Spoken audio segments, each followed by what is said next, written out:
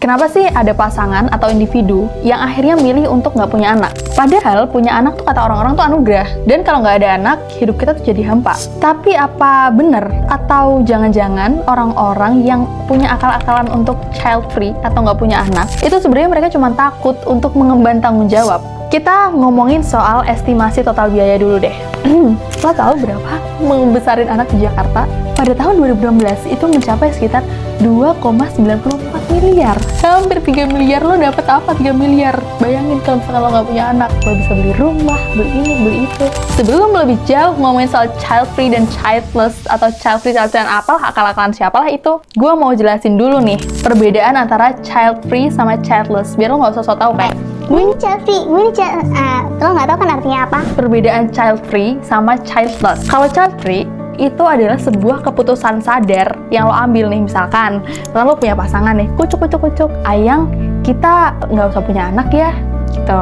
Itu kalian belum melakukan sebuah usaha untuk memiliki anak ya, tapi kalian udah setuju untuk oke, gue memilih untuk nggak punya anak. Gitu. Nah, itu namanya child free. Keputusan yang lo ambil secara sadar untuk tidak memiliki anak. Sedangkan childless itu adalah sebuah faktor. Jadi kayak lo nggak punya anak karena faktor kesehatan atau faktor situasi sosial yang membuat lo akhirnya menunda untuk punya anak. Misalkan lo kayak, anjir, gue umur segini udah punya suami tapi tabungan gue masih segini, kayaknya gue nggak siap deh untuk membesarkan anak.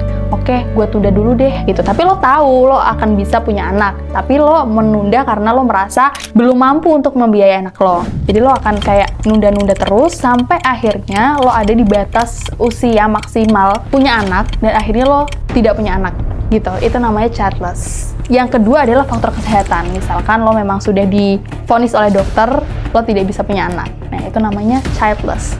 Jadi, yang perlu digarisbawahi adalah child free itu pilihan, bukan keadaan. Balik lagi nih soal estimasi biaya membesarkan anak yang hampir 3 miliar itu, mungkin netizen di luar sana juga merasa bahwa orang-orang yang menginfluence tentang child free ini adalah orang-orang yang berada gitu, yang status ekonominya itu berkecukupan atau bahkan lebih lah. Jadi orang-orang merasa bahwa ya 3 miliar itu sebenarnya bukan hal yang besar untuk seseorang yang strata ekonominya di atas. Jadi netizen akhirnya berpikir bahwa orang-orang yang child free itu egois dong. Berarti mereka nggak mau dong ngebagi duitnya untuk punya anak. Kalau menurut lo sendiri gimana guys? Tapi lebih egois mana?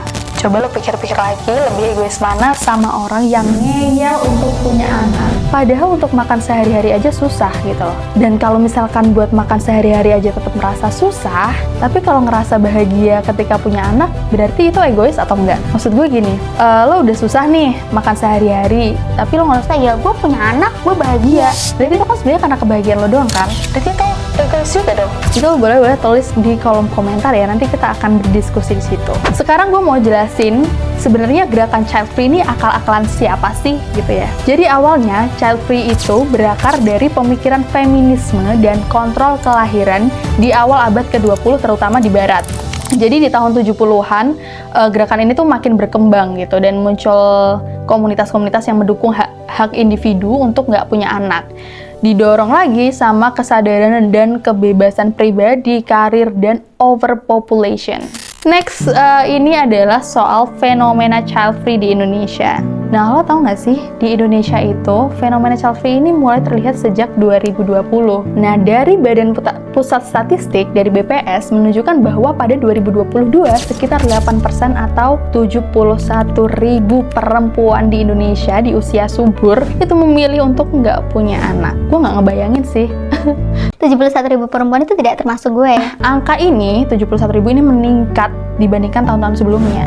Meskipun Indonesia tuh masih memiliki tingkat kelahiran yang relatif tinggi dibanding negara maju. Ngomong-ngomong soal child free nih, Lu sini deh, gue bisikin deh. Gini. lo inget gak sih yang kasus Gita Saf waktu itu? Jadi sebenarnya aku sama Paulus itu child free. Buat aku punya anak itu it's such a big deal gitu kan. Mungkin Mbak Ana lebih ngerti karena Mbak Ana psikolog gitu kan. Gimana kalau misalnya kita sebagai orang tua nggak being responsible terus taunya kita memberikan luka ke anak kita. Namanya Lo kan super duper rame banget ya di platform sebelah, platform ini, platform itu. Itu mantep banget deh. Pokoknya dia tuh kayaknya saat itu menemui hujatan gitu loh guys. gue juga sempet ngikutin sih kasusnya, cuman gue yang kayak tipe-tipe orangnya cuman Iya bener nih ininya komennya gitu, tapi gue nggak ikut-ikutan komen sih. tapi banyak netizen yang akhirnya memutuskan bilang kalau misalkan Gita Saf itu sebenarnya bukan child free tapi dia child phobic. Karena kenapa? Karena awalnya dia tuh punya alasan dia nggak punya anak tuh karena dunia terlalu jahat buat anak-anak. Oke, awalnya gue mikir Oh iya, make sense lagi. make sense kali ya gitu kan, karena kan banyak tuh kayak kasus-kasus kejahatan pada anak-anak, anak kecil kayak sexual abuse dan lain sebagainya gitu, banyak gitu loh. Dan mungkin bagi sebagian orang netizen gitu ya saat itu oh yaudah make sense gitu, tapi makin kesini makin kesono mungkin dia kesel gitu ya sama komenan netizen yang tidak terima dengan konsep child free. Ya balik lagi kita Saf ini Indonesia, jadi tolong. Nah gitu ya, jadi dia tuh akhirnya banyak menuai hujatan. Nah mungkin karena dia kesel, anjing nih orang-orang ngapain nih komen-komen begini gitu kan. Ini kok kayak gini kok jadi influencer sih, heran. Gue nggak pernah nyuruh lu follow gue, setan. Kalau nggak suka follow, bacot. Kan. Akhirnya dia nge-counter. Ngomong-ngomong, nyap. Nah, Akhirnya malah jatuh ke kayaknya dia child phobic deh. Karena kenapa? Karena komennya dia tuh nggak masuk akal gitu loh. Dia sempet ngomong kayak gini nih, nggak punya anak tuh sebenarnya salah satu anti aging. Hah?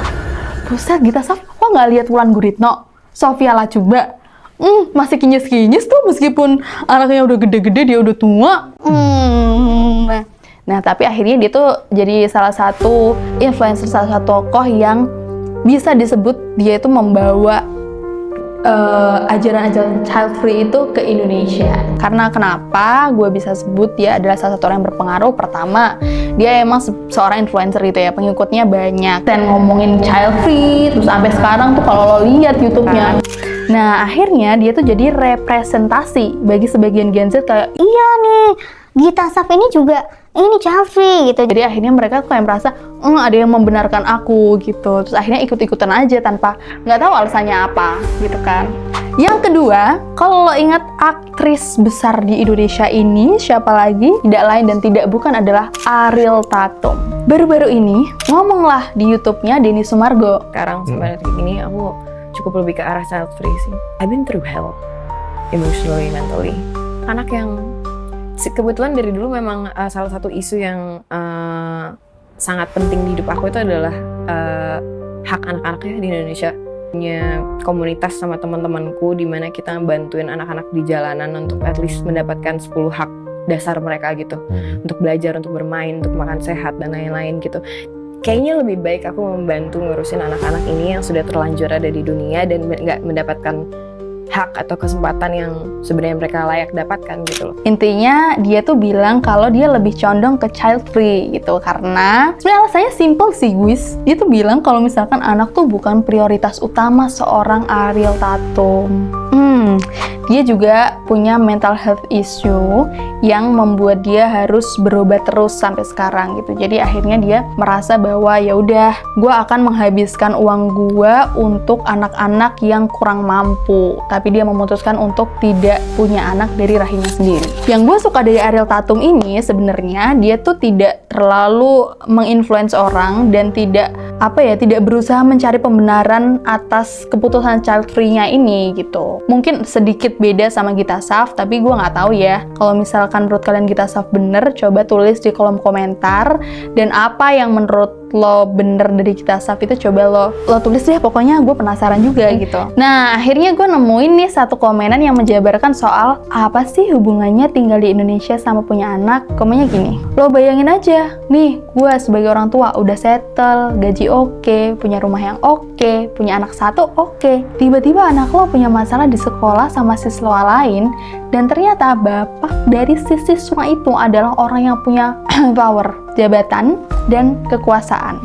Langsung habis hidup gue. Di Indonesia keadilan tidak ditemukan. Dia ngomong kayak gitu, ya mungkin karena banyaknya kasus bullying, apalah segala macem yang lo tahu sendiri lah, banyak berkeliaran di Indonesia, dan akhirnya kalau misalkan tentunya punya power ya akhirnya dibungkam. Jadi intinya child free itu egois atau enggak, menurut gue itu bergantung.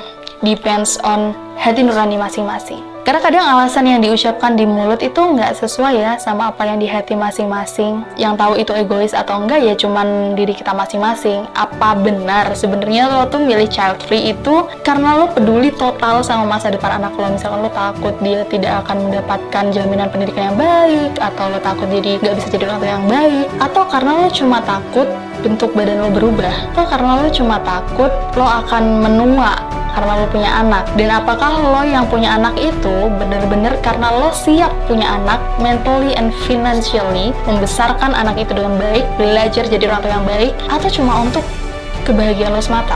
Cuma lo deh yang tahu jawabannya, jadi tulis di kolom komentar.